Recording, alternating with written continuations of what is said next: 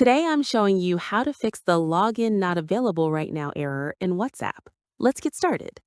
What causes this error? This error typically occurs due to security issues, corrupted app data, or temporary server problems. Reinstalling WhatsApp usually fixes it. Step 1. Open Phone Settings. Open your phone settings app. You can find it on your home screen or in your app drawer. Step 2. Navigate to Apps. Scroll down and tap Apps or Applications depending on your device. Step 3. Find WhatsApp. Scroll through the list of installed apps and tap WhatsApp to open its app settings. Step 4.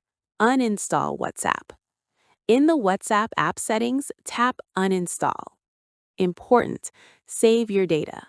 Before confirming, make sure to check the box that says Keep App Data or Save Data if you want to preserve your chat history, media, and settings.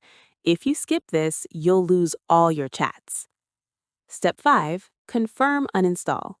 Tap OK or Uninstall to confirm and remove WhatsApp from your device. Step 6. Open Google Play Store. Once WhatsApp is uninstalled, open the Google Play Store. Step 7. Search for WhatsApp.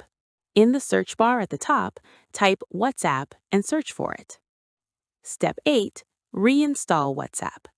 Tap on WhatsApp Messenger from the search results, then tap Install.